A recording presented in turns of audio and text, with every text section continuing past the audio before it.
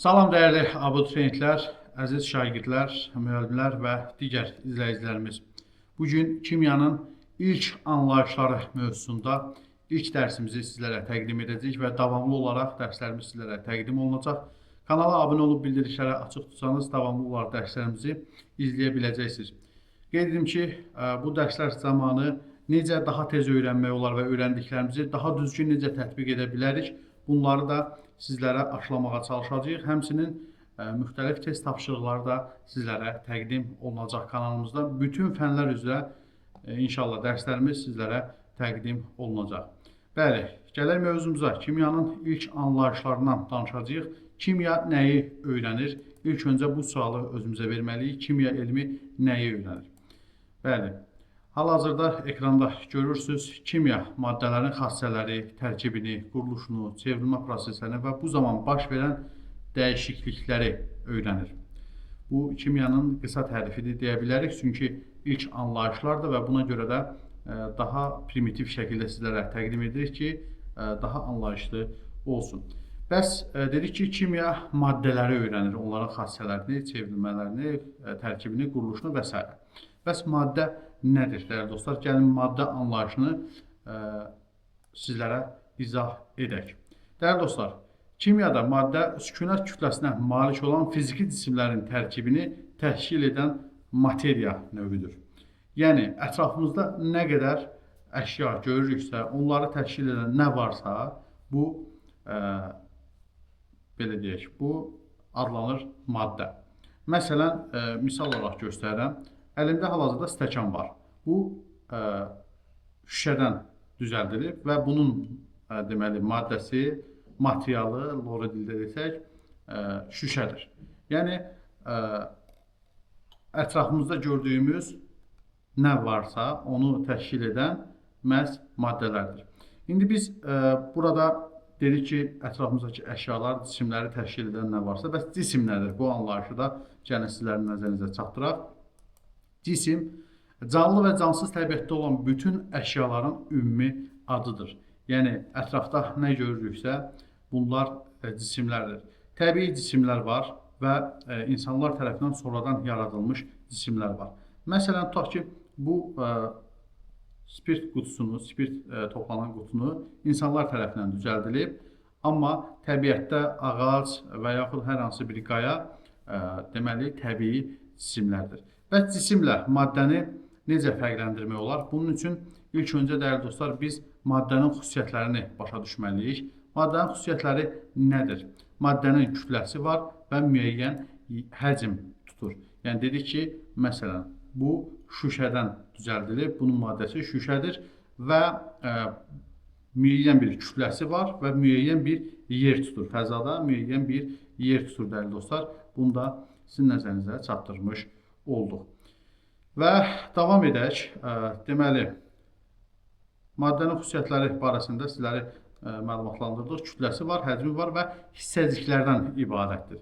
Yəni, atom, molekul və ion ionlardan ibarətdir. Bu barədə daha geniş sonraki verilişlərimizdə danışacaq, amma bu verilişimizdə də mütləq bu mövzuya toxunacaq. Cisim və maddəni müqayisə eləyək, dəyərli dostlar. Cisim və maddəni müqayisə eləsək, artıq maddə və cismi bir-birindən ayıra bilərik. Belə ki, görürsünüz, belə burada da stəkan cisimdir, amma onu düzəltdiyimiz şüşə maddədir. Və yaxud mis məftil cisimdir, amma onun mis məftili düzəltdiyimiz maddədir, dəyərli dostlar. Cisim müəyyən formaya, həcmə malik olur. Gördüyünüz kimi bir forması var, bunun şüşə forması var və yaxud digər misal üzərindən göstərir. Məsələn, bu dəmir qaşıqdır. Bunun materialı, maddəsi dəmirdir, amma cisim olaraq bu qaşıqdır. Mən təbii ki, dəmir dedikdə sizin ağlınıza dərhal qaşıq gəlmir, hansısa bir cisim gəlmir, bir maddə ağlınıza gəlir. Amma ondan müxtəlif cisimlər düzəldilə bilir. Məsələn, dəmir qapı dəstəyi ola bilər, dəmir qaşıq ola bilər və yaxud tutaq ki, avtomobilin hər hansı bir dəmir hissəsi ola bilər. Yəni, çox saylı misallar göstərmək olar, dəyərli dostlar. Bu, formaya düşdükdə olur cisim, dəyərli dostlar. Amma adi şəkildə bu maddədir, dəyərli dostlar.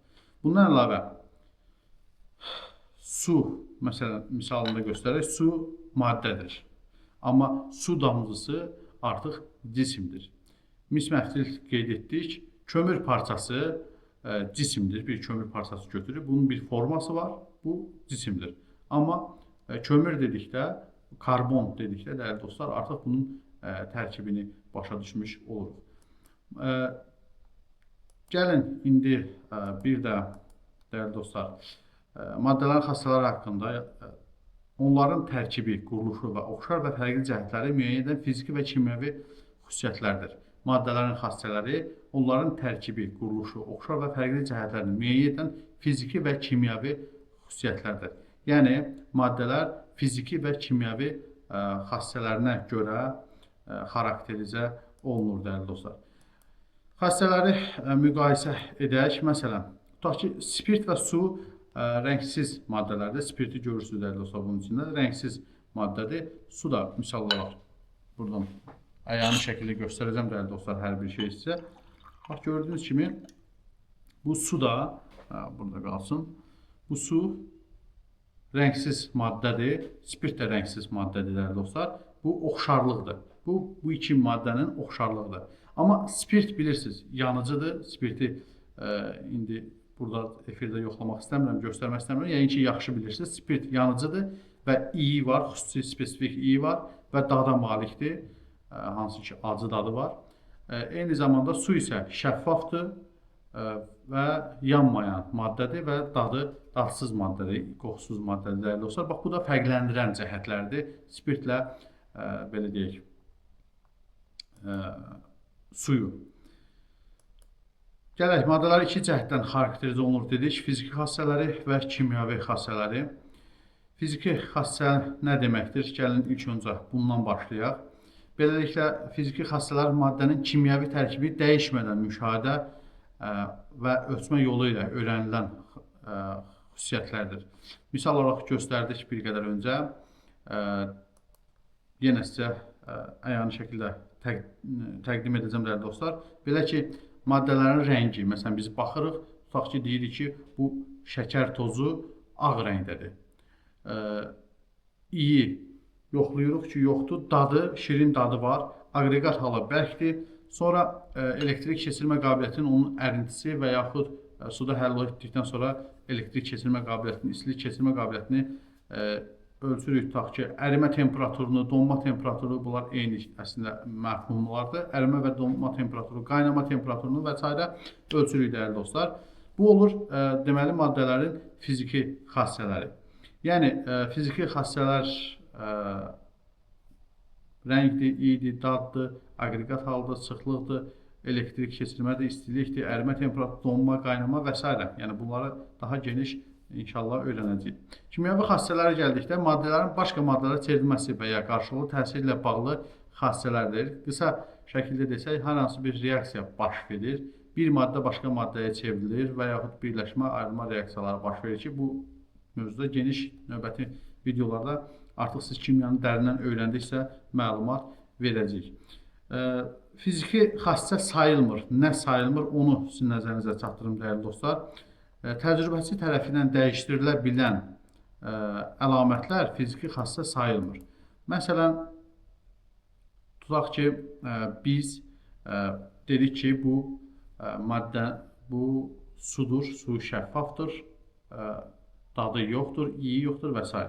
Amma biz, yəni təcrübəçi mənəm burada, təcrübəçi rolunu oynayıram, bu qədər su var, biz bunun üzərinə bir qədər də su töksək, bunun əlamətləri, heç bir əlaməti dəyişməyəcək. Yəni, bu su olaraq qalacaq, dəyərli dostlar, və heç bir rəng, dad və yaxud qoxu dəyişməsi olmayacaq. Gələk, dəyərli dostlar, deməli, maddələrin təsnifatından bir qədər danışaq. Deməli, maddələr müxtəlif cür təsnifat olunur. Təsnifat nə deməkdir? Məsələn, bir-birindən ayırmaq, seçmək deməkdir. Məsələn, bir sinifdə, tutaq ki, 5-ci sinif, 6-cı sinif məktəbdə tutaq ki, ayrılırlar uşaqları yaşlarına görə təsnif ediblər, dəyərli dostlar. Və yaxud deyirik ki, sinifdə 5 qız öğrenci var, şagird var və məsələn 15 oğlan şagird var. Bu artıq cinsiyyətinə görə təsnifat eləməkdir. Məsələn, tutaq ki, müxtəlif əşyalar və yaxud heyvanlar və yaxud təbiətdəki digər məsələləri müxtəlif oxşar və fərqli cəhətlərinə görə təsnif eləmək olur. Yəni təsnifatın növləri çoxdur, onu demək istəyirəm, amma əsas bizə lazım olan aqreqat halına görə təsnif olunmasıdır. Məsələn, qeyd edim ki, maddələr bərk halda olur, maye halda olur, qaz halında olur və plazma halında olur. Misal olaraq göstərim. Məsələn, bir qədər öncə qeyd etdik. Dəyərli dostlar, bu stəkan bərk haldadır, içindəki su maye halındadır və biz suyu qaynatsaq, o zaman buxar halına keçəcək. Bir qədər sonra bu barədə məlumat verəcəm zaten sizlərə aqreqat hallarının izahı ilə bağlı. Amma fiziki xassələrin sabitliyinə görə də maddələr saf və qarışıq maddələrə ayrılır. Saf maddələr özlərində bəsit və mürəkkəb maddələr olur, dəyərli dostlar, və mürəkkəb maddələr də qeyri-üzvü maddələr və üzvü maddələrdən ibarətdir. İstisnalar da var ki, kimyanı dərindən öyrəndikcə istisnaları da öyrənəcəksiniz. Hal-hazırda mən sizə sanki bir yol xəritəsi göstərirəm. Yəni, kimya böyük bir şəhərdir. Mən ona gedən yolu hal-hazırda sizə göstərirəm bu ilk dərsimizdə. Və elektrik keçiriciliyinə görə elektrolitlər və qeyri-elektrolitlər olmaqla iki yerə ayrılır maddələr. Ümumiyyətlə, təsnifatlar çoxdur. Getdikcə bunları öyrənəcəyik, dəyərli dostlar. Və aqreqat halı ilə bağlı qeyd etdik bir qədər öncə. Bərk maddəni təşkil edən deməli hissəciklər bir-birinə çox yaxın olur. Yəni, fərqlərini mən sizin nəzərinizə çatdırıram, dəyərli dostlar. Maddəni təşkil edən hissəciklər bir-birinə çox yaxın olur bərklərdə. Mayelərdə maddəni təşkil edən hissəciklər bir-birindən müəyyən qədər aralı olur. Qazlarda isə maddəni təşkil edən hissəciklər arasındakı məsafə onların ölçülərinə nisbətən çox böyük olur. Ona görə də qazlar uçucudur. Yəni, məsələn, tutaq ki, hər hansı qazlı içkinin ağzını açanda oradan qaz çıxır və ətrafa yayılır. Ona görə qazlar, çünki hissəciklər arasında cəzb etmə çox zəif olur və bir-birindən uzaqlaşa bilirlər. Dəyərli dostlar, misal olaraq burada göstərək, məsələn, buz, yəni ki, hər biriniz görürsünüz, suyun bərk halındadır. Əyani olaraq təbii vasitələrdən istifadə edirəm ki, yəni sizlər də daha yaxşı başa düşə biləsiniz. Su özü maye halındadır. Gördüyünüz kimi bir-birindən qopmur, amma belə deyək, hərəkətlidir, daha hərəkətlidir. Çünki artıq hissəciklər arasında məsafə bir qədər çoxalıb və ona görə daha hərəkətlidir. Amma buzda demək bir-birinə yaxın olduğuna görə daha çox cəzb etmir. Amma burada istisna məqamlar var, sonra bu barədə danışacağım. Çünki kimya bir dəryadır, dəyərli dostlar. Bəzi məqamlarda mən kimyanın daha dərin mövzularını bildiyimə görə o istisnaları deyirəm, amma bu istisnaları burada sizə çatdırsam, siz hələ onu belə deyək, bəlkə qavramaya bilərsiniz. Çünki hələ ilk anlayışları izləyirsiniz. Dəyərli dostlar, gəldik buxar halına. Məsələn, çay qaynadırıq. Çay qaynadığı zaman buxar çıxır və yaxud dənizlərdən günəş istisi ilə buxar çıxır, bulud əmələ gəlir. Bax, bu zaman görürsünüz ki, buludlar daha çox hərəkətlidir. Hətta hava cərəyanları bir ölkədən başqa ölkəyə və uzaq məsafələrə qədər məsafə qət edə bilir. Yəni, sudan daha hərəkətlidir bunlar, onu da sizin nəzərinizə çatdırım. Və əyani şəkildə burada göstəririk. Deməli ki, bərk maye qaz istiqamətində nələr baş verir? Bərk maddələrdə, məsələn, burada tutaq ki, məsələn, 9 atomdan ibarət bir bərk cisim var və bir-birinə hissəciklər bu qədər yaxındır. Mayedə görürsünüz ki, bir qədər bir-birindən uzaqdır və nizam yoxdur, biraz xaotikdir. Amma qazda konkret xaotik hərəkət müşahidə olunur. Onu da sizin nəzərinizə çatdırmış olduq. İndi gələk, aqreqat halların dəyişməsi mövzusunda bir qədər danışaq. Deməli, bərk maddələr, məsələn, dedik buz bərk maddədir. Onu bir qədər qızdırdıqda, bu arada maddələrin aqreqat halının dəyişməsinə təsir edən amillər bir temperaturdur, bir də əsas təzyiqdir dəyərli dostlar. Bərk maddə, buz, bərkidir dedik. Onu bir qədər qızdırdıqda əriyir, suya dönür, yəni mayeləşir, düzdürmü? Ərimə, bu prosesə ərimə deyirlər, mayeləşir və bir qədər daha çox qızdırsaq, 100 dərəcədə qızdırsaq qaynama baş verir və o zaman buxarlanır və qaz əmələ gəlir. Su buxarı, su qazı əmələ gəlir dəyərli dostlar.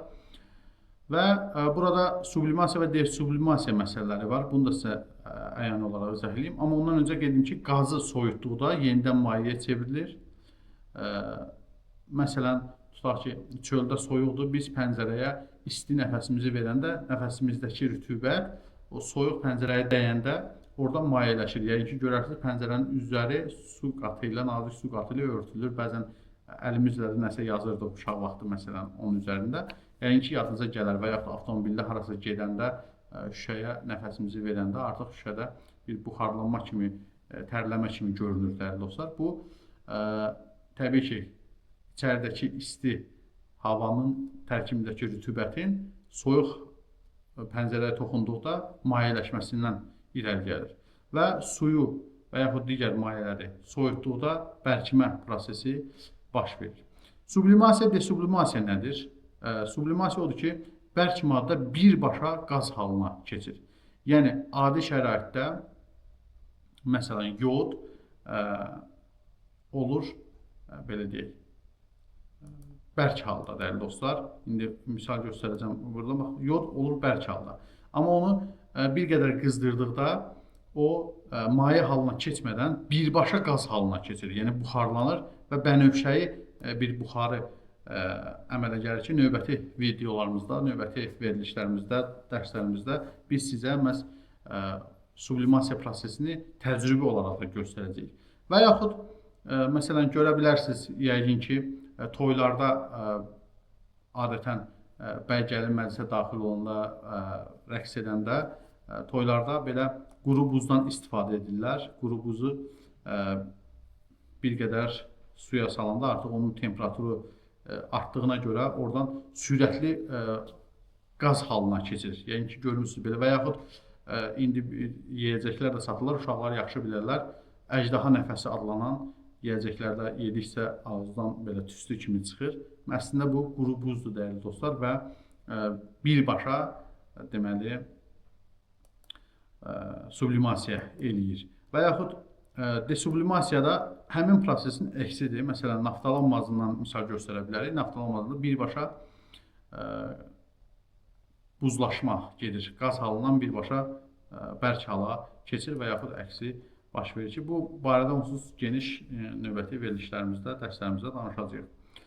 Mən ilkin anlayışları sizlərə çatdırmağa çalışıram və mümkün qədər sadə dildə. Dəyərli dostlar, indi burada bir məsələni sizin diqqətinizi xüsusilə çatdırmaq istəyirəm. Çünki bu məsələlərə, testlərə çox düşür. Bax, bərk götürülən, deməli, temperatur maddənin ərimə temperaturunu kiçikdirsə, maddə bərk halda olur. Deməli, məsələn, tutaq ki, deyirik, biz nə deyirik? Deyirik, su neçədə də qaynayır? 100 dərəcədə qaynayır, qaz halına keçir. Neçə dərəcədə donur? 0 dərəcədə donur. Demək, sıfırdan aşağı olanda, -1, -2, -10, -50 olanda su olur bərk halda. Əgər 0 ilə 100 dərəcə arasındadırsa suyun temperaturu, məsələn, sual verilə bilər ki, suyun temperaturu, maddənin suyun temperaturu 57 dərəcədir. Onun hansı halda olduğunu göstərin. Siz o zaman deyəcəksiniz ki, maye halındadır. Çünki o nə sıfırdan aşağıdır, nə də 100-dən yuxarıdır dəyərli dostlar. Maye halında olacaq. Və yaxud deyəcək ki, temperatur -5 dərəcədir, suyun aqreqat halını müəyyəndir. Siz deyəcəksiniz ki, artıq o zaman bərkdir, bərk haldadır. Və yaxud 115 dərəcədir suyun temperaturu. Temperatur 115 dərəcədirsə, suyun aqreqat halını göstərin. Deyəcəksiniz, qaz halındadır. Çünki artıq qaynayıb buxarlanır. Qaz halındadır. Bax, bu məsələlərdə çox düşür. Ona görə buna diqqət yetirin indidən. Deməli, dedik ki, maddələr, atom molekul və ionlardan təşkil olunub, hissəciklərdən təşkil olunub. İonlar mövzusu bir qədər daha geniş və daha ağır mövzudur. Gələcəkdə bunu daha geniş şəkildə sizə izah edəcəyik. Elektron alıb, elektron verdikdə müsbət, elektron aldıqda mənfi deməli hissəciyə çevrilir. Dəyərli dostlar, atom elementin bütün kimyəvi xassələrini özündə saxlayan ən kiçik hissəcikdir. Kimyəvi proseslərdə dəyişikliyə uğramır. Misal üzərindən göstərəcəyik bir qədər sonra. Qeyd edim ki, məsələn, suyun tərkibi dedik nədir? H2O. H2O-dursa, bu fiziki proseslər, daha doğrusu üzrəm, deməli, kimyəvi proseslərdə dəyişikliklərə uğramır. Məsələn, su parçalandı hidrogen və oksigen atomlarına, atomlar, yəni molekul parçalandı atomlara, amma atomlar parçalanmalı, atomlar olduğu kimi qalır. Amma molekul maddənin kimyəvi xassələrini özündə saxlayan hissəcikdir. Kimyəvi proseslərdə dəyişikliyə uğrayır. Nə dedik? H2O molekuldur, su molekuludur. O atomlara parçalandı, hidrogen və oksigen atomlarına parçalandı, amma oksigen atomlar parçalanmadı kimyəvi prosesdə. Molekul parçalandı. Ona görə də bax, bura diqqət eləmək lazımdır. Bunu xüsusi yadda saxlayın. Atom elementin bütün kimyəvi xassələrini özündə saxlayan ən kiçik hissəcikdir. Molekul isə maddənin kimyəvi xassələrini özündə saxlayan kimyəvi, deməli, kiçik hissəcikdir. Kimyəvi proseslərdə dəyişikliyə uğrayır. Molekul 2 və daha çox atomla birləşir. Yəni, atomlar tək də ola bilər. İndi bir qədər sonra nümunələri göstərəcəyik. Amma molekullarda mütləqdir ki, ən azı 2 atom olsun. Məsələn, H2O dedik, burada 3 atom var. 2 hidrogen atomu, H2O və oksigen 1 atom. Deməli, ümumilikdə 3 atom var, dəyərli dostlar. Misal olaraq əyani şəkildə göstərək. Bax, hidrogen atomudur bu, tutaq ki, narıncı. Yaşıl oksigen atomudur. Su molekulu isə 2 hidrogen və 1 oksigen atomundan ibarətdir. Hidrogen molekulu H2 ayağında 2 yazılır. 2 atomdan, 2 hidrogen atomundan ibarətdir. Oksigen molekulu isə 2 oksigen atomundan ibarətdir. Gördüyünüz kimi molekullar, bu su, deməli, bax, yəni şəkli göstərəm. Bu və bu üçü deməli molekuldur, amma bu ikisi isə atomdur. Tam əyani şəkildə sizlərə aydın olsun. Dəyərli dostlar, deməli, artıq maddələr təqribən nə olduğunu, cismin nə olduğunu, maddələrin nədən təşkil olunduğunu sizin nəzərinizə çatdırdıq. Bundan əlavə, maddələr, dəyərli dostlar, fiziki xassələrin sabitliyinə görə iki qrupa ayrılır. Saf maddələr, qarışıq maddələr. Saf maddələr sabit fiziki xassələrə malik olan maddələr deyilir. Məsələn, distillə olunmuş suyun bütün fiziki xassələri eynidir. Qarışıqlar isə 2 və daha çox maddələrin qarışığından yaranır və sistemə qarışıq deyilir. İndi burada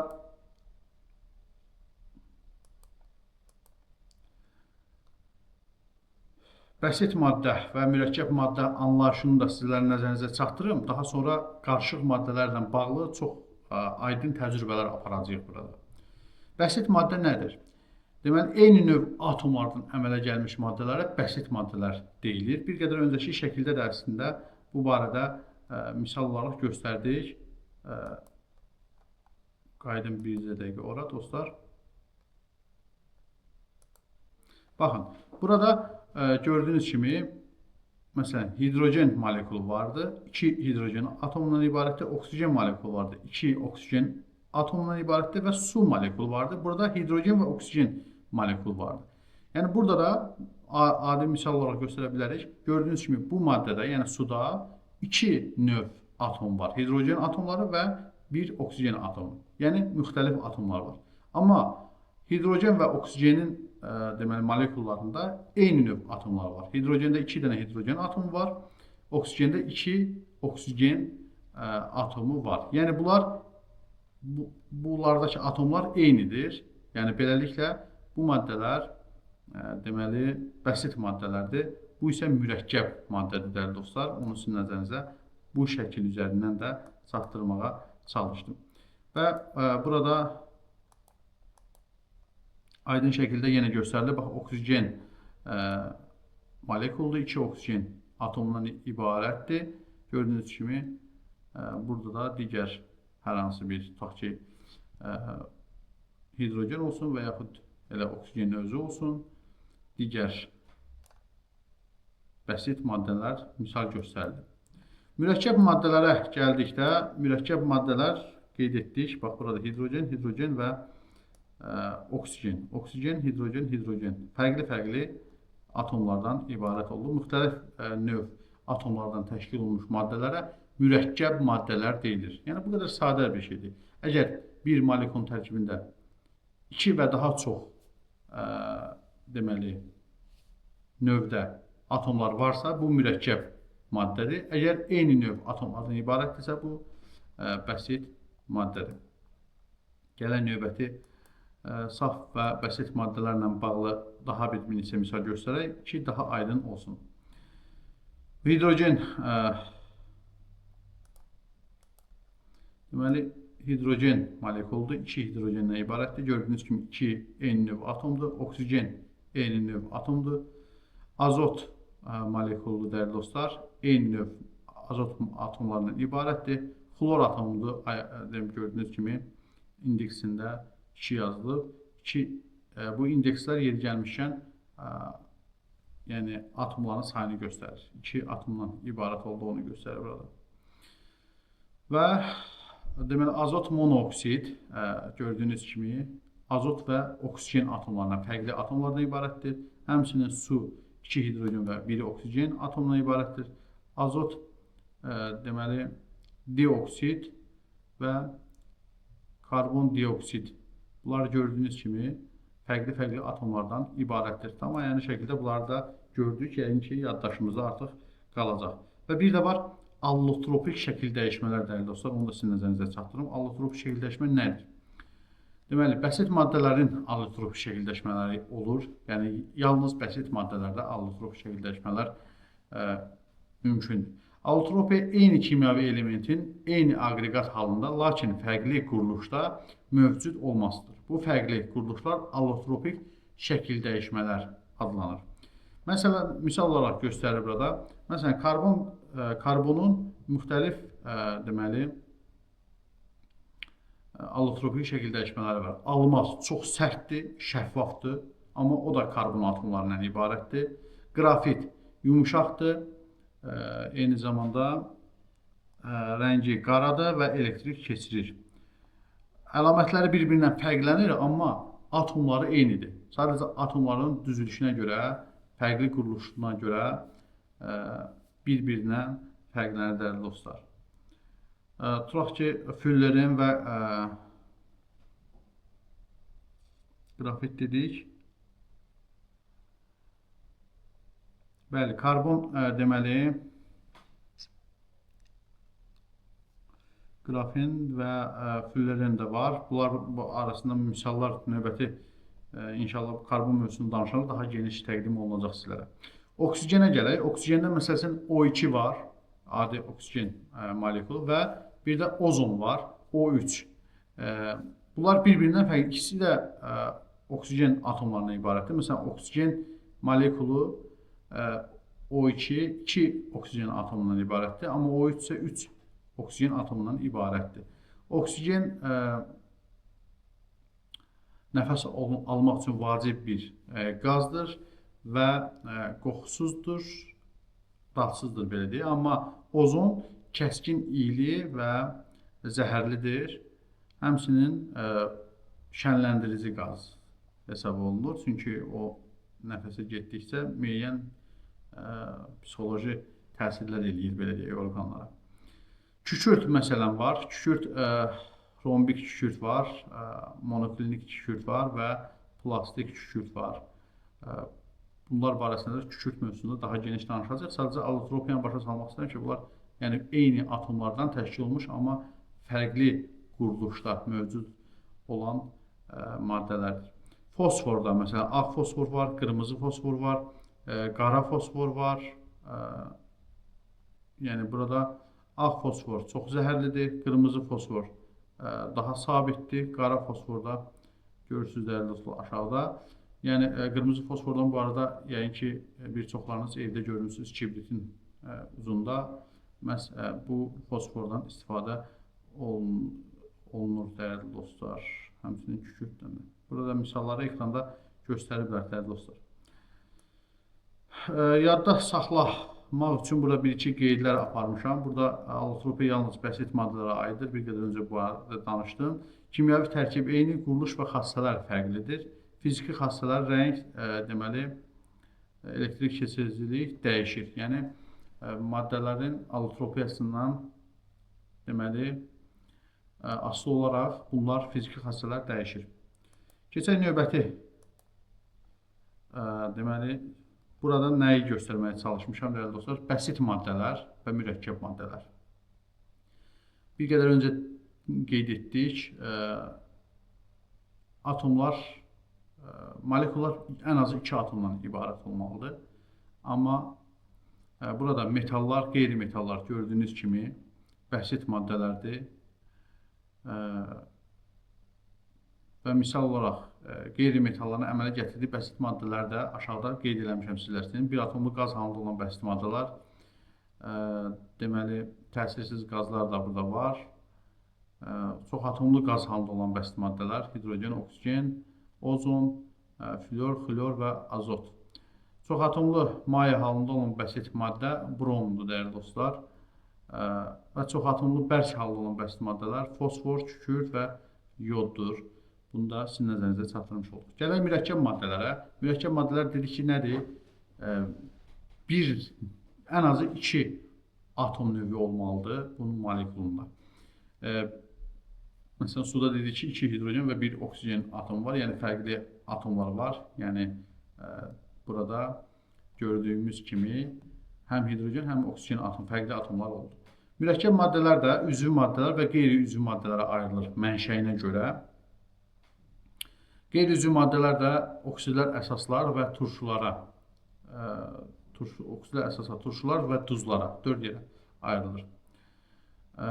Təbii ki, müəyyən istisnalar var. Bunlar barəsində danışacaq, yenə qeyd edirəm. Bu ilk verilişimizdir və ilk anlayışlar barəsində çox dərinə gedib sizi yükləmək istəmirəm.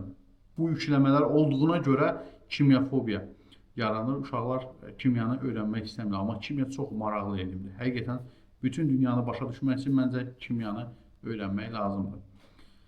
Üzvü maddələr, qeyri-üzvü maddələr haqqında ayrı-ayrı bəhslərimiz olacaq, sizlərə təqdim edəcəyik. Gələk əsas məsələyə, saf və qarışıq maddələrə, dəyərli dostlar. Deməli, saf maddələr haqqında bir qədər öncə danışdıq. Əslində, burada bunlar saf maddələrdir. Gördüyünüz bütün bu maddələr, ekranda gördüyünüz bütün bu maddələr saf maddələrdir. Kimyavi birləşmələrdir, saf maddələrdir. Qarışıqlar kimyavi birləşmə ilə fərqləndirmək lazımdır, dəyərli dostlar.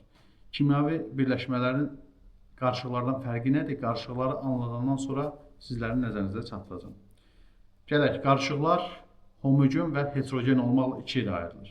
Homogen qarışığı təşkil edən hissəciklər nə gözlə, nə də mikroskop ilə görünmür. Heterogen qarışığı təşkil edən hissəciklər gözlə yaxud adi mikroskopla görmək mümkündür. Məsəl olaraq göstərirəm. Məsələn, homogen qarışıq üçün, dəyərli dostlar, bu nədir? İstəkan. İstəkanın içinə su tökmüşük və bir qədər şəkər tozu əlavə edəcəm. Mən tutaq ki, bir qaşıq tökdük. Bunun içinə gördüyünüz kimi şəkər tozu. Qarışdıracağıq.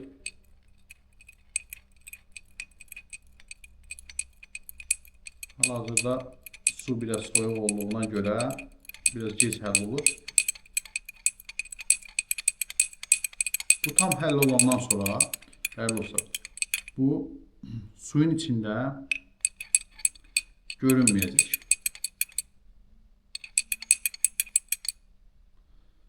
Baxın, dostlar,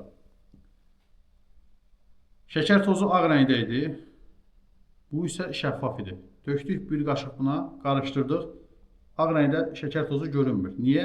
Çünki homogen qarışıqdır, həll oldu bunun tərkibində və görünmədi. Təbii ki, bu ifrat dərəcədə töküləndə artıq qalır və həll olunur, dəyərli dostlar. Yəni, hər bir maddənin həll olunma dərəcəsi var ki, bu barədə danışacağıq. Və yaxud indi bir heterogen qarışığa misal göstərəcəyik. Heterogen qarışıqla təşkil edən hissəciklər gözlə yaxud mikroskopla aydın görmək olur. Dəyərli dostlar, daha bir stəkana su tökürük. Misal olaraq, məsələn, mən burada hazır qoymuşam. Bizim içdiyimiz çaylar və yaxud soklar, bax, bunlar heterogen qarışıqdır. Tərkibində olan maddə görünür. Suyun rəngi dəyişib. Biz buna mikroskopla baxıb görəcəyik. Daha əyani şəkildə heterogen qarışıqları göstərmək üçün bir neçə misal göstərəcəm. Məsələn, yağ tökəcəyik. Yağ. Bu da mayedir, bu da mayedir, düzdürmü? Baxın. Yağ damlalarını görürsünüz, suyun üzərində necə qalıb. Mən buradan göstərməyə çalışacağım indi burada. Baxın. Yağ damlası bir qədər qalır. Suyun üzündə gördüyünüz kimi bax belə qalıb. Yəni ki, aydın şəkildə görünür. Yağ da maye idi, bu da maye idi, amma qarışmadı. Amma şəkər tozu bərk haldaydı, su ilə qarışdı və su şəffaf halda oldu. Heterogen qarışıqlara daha bir əyani misal göstərək. Dəyərli dostlar, məsələn, bura bir qədər də su tökək. Daha bir stəkana su tökdük. Gördüyünüz kimi sudur və bir qaşıq buna gil əlavə edirik. Gil. Bunu nə qədər qarışdırırsan qarışdır. Gilin tərkibindəki bəzi üzvü maddələr suda həll olacaq. Amma gil suda həll olmayacaq, dəyərli dostlar. Gördüyünüz kimi, bax burada tökdü dibə və suyun tərkibində gözümüzlə aydın şəkildə görünür. Başqa bir misal göstərək homogen qarışıqlardan. Məsələn, suyun tərkibinə, bu distil olmuş sudur, yeri gəlmişən, təmiz sudur, dəyərli dostlar. Onu da sizin nəzərinizə çatdırım. Distil olmuş suya bir qədər də duz əlavə edək. Bu da duz, dəyərli dostlar. Duz əlavə edək. Baxın. Duz da bərk halda idi, ağ rəngdə idi, suda həll etdik, qarışdırdıq və həll olduqca görürsünüz ki, suda itir. Artıq yoxdur, duz yoxa çıxdı. Çünki həll oldu, dəyərli dostlar, duz suyun içində. Yəni, artıq biz bunu gözlə görə bilmirik. Gözlə görə bilmirik və mikroskop altında bunu görə bilmirik. Bunlar olur homogen qarışıqlar. Bu oldu heterogen qarışıq. Bu şəkər tozu və duz qarışıq oldu homogen qarışıq. Və yağla suyun qarışığı da oldu heterogen qarışıq. Çünki qarışığın görülür. Və yaxud görmüş olarsınız, benzin damlası suyun üzərinə düşəndə suyun üzündə bir rəngli təbəqə əmələ gətirir. Qarışmır və bu heterogen qarışıqdır. Onu da sizin nəzərinizə əyani şəkildə çatdırmış olduq. Və davam edək. Qarışıqlar hansı üsullarla ayrılır? Homogen qarışıqlar buxarlandırma, məsələn, tutaq ki, biz gil qatmışıq, düzdürmü bura? Bunu suyu buxarlandırsaq, stəkanın içində nə qalacaq? Qum qalacaq, bu gil qalacaq və biz onu ayırmış olacaq. Və yaxud kristallaşdırma usulundan, distillə usulundan, xromatoqrafiya usulundan istifadə edərək biz homogen, üzr istəyirəm, heterogen qarışıqlarda da homogen qarışıqla buxarlandırmada istifadə etmək olur. Məsələn, homogen qarışıqlarda, məsələn, dedik ki, şəkər tozu ilə suyu qarışdırdıq, görünmür, düzdürmü? Amma biz bunu qızdırsaq, su buxarlansa, şəkər tozu qalacaq stəkanın dibində. Başa düşürsünüz nə demək istəyirəm? Yəni, homogen qarışıqlarda da, hətta heterogen qarışıqlarda buxarlandırma usuluna ayırmaq mümkündür. Ona görə bir anlıq fikir dağınıqlığı oldu. Və kristallaşdırma, distillə, xromatoqrafiya usullarından istifadə edirlər. Heterogen qarışıqlarda durultma, süzmə, biz dedik ki, qum tökmüşük, düzdürmü? Bu duruldacaq və artıq bunu bir müddət saxladıqdan sonra bütün qum, bütün gil çökəcək stəkanın dibinə, ondan sonra suyu süzüb ayıra bilərik. süzmə üsulundan və yaxud maqnitlə təsir etmə üsulundan. Məsələn, tutaq ki, qum və dəmir tozunu qarışdırmısan bir-birinə. Bilinmir. Adi maqnitiniz varsa, qumun içində bir qədər gəzdirin, görəcəksiniz onun tərkibindəki, qumun tərkibindəki dəmirləri özünə yapışdırıb, ayırıb. Məsələn, maqnitlə belə təsəvvür, flotasiya, sublimasiya haqqında bir qədər öncə məlumat verdim. Və dəyərli dostlar, bu mövzu haqqında, hansı ki, heterogen və homogen qarşılıqların ayrılma usulları haqqında daha ətraflı məlumatlar sonraki videolarımızda verəcəyik. Amma mən əsas sizin testdə düşə biləcək məqamları sizin nəzərinizə artıq çatdırdım. Və indi burada dedik ki, heterogen qarışıqlar nə idi? Gözlə və mikroskop və ya mikroskopla görünə bilən qarışıqlardır, dəyərli dostlar. Heterogen qarışıqlar özü iki yerə ayrılır, emulsiyalar və suspenziyalar. Suspenziyalar bərk maddənin maye içində həll olmadan paylandığı qarışıqlardır. Həll olmadan paylandığı qarışıqlardır və zamanla çökür. Bax, qumu həll eləmişik, yavaş-yavaş görürsünüz, qum dibə çökür, fikir verin. Qum dibə çökür yavaş-yavaş. Nümunələr, suda qum, suda gil və dərman suspenziyaları var. Bu arada bəzi dərmanlar bəlkə də görmüş olarsınız. Onlar istifadə olunmazdan əvvəl qarışdırılmalıdır. Daha sonra istifadə olunmalıdır. Misallar da ekranda göstərilir, dəyərli dostlar. Tərkibi bərk və maye, həll olma, həll olmur, çökürmü? Bəli, çökür. Çalxalamaq mütləq lazımdır. Yenidən bunu belə deyək, yenidən bir qarışıq əldə eləmək üçün bunu belə qarışdıranda görürsünüz ki, yenə qum qalxdı yuxarı. Amma bir müddət sonra yenə çökəcək aşağıya. Dəyərli dostlar, bax bu da olsun sizə suspenziyanın aydın izahı. Keçək emulsiya barəsində danışaq. Emulsiya nədir? Emulsiya bir-birində həll olunan iki mayenin qarışığıdır. Dedik ki, suspenziya biri bərk, biri mayedir. Amma emulsiya iki mayenin bir-birində həll olmayan iki mayenin qarışığıdır. Məsələn, yağ, dedik nədir? Baxın, bayaqdan yağ burada suyun üzərində qalır. Bu artıq nədir? Emulsiyadır. Və buna biz bir çox hallarda mətbəxdə rast gəlirik belə hadisələrə. Və bir qədər öncə məsələn qeyd etdim, benzin, neft və digər neft məhsullarının, maye neft məhsullarının məhz su ilə qarışığı emulsiyaya aiddir. Hər ikisi mayedir, amma suyun üzərində qalır, qarışmır. İndi saf və qarışıq maddələrin fərqi barəsində sizlərə məlumat verim. Deməli, qarışıqların tərkibi sabit olmur. Kimyəvi birləşmələrdə komponentlər öz fərdi xassələrini saxlayır, amma qarışıqlar öz fərdi xassələrini saxlamır. Çünki artıq o qarışığın miqdarından asılıdır. Fiziki üsullarla tərkib hissələrinə ayrıla bilməməsi. Yəni, kimyəvi maddələr fiziki üsullarla, tutaq ki, bu distil olmuş sudur, H2O-dur. Biz bunu fiziki üsullarla atomlara parçalaya bilməliyik. Bunun üçün kimyəvi reaksiyaların getməsi vacibdir. Sonra, dəyərli dostlar, əmələ gəlməsi zaman istilik effekti müşahidə olunması. Reaksiyalar gedən zaman bir maddə başqa bir maddəyə çevrilən zaman istilik udulması və yaxud istilik ayrılması prosesləri baş verir ki, bu proseslər sonraki mövzularda öyrəniləcək. Dəyərli dostlar, burada sizə bir nə göstərmək istəyirdim? Homogen qarışıqlar və heterogen qarışıqlar. Məsələn,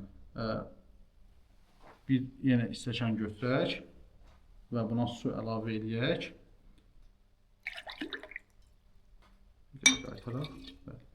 Bu gördüyünüz kimi stəkanda su var və biz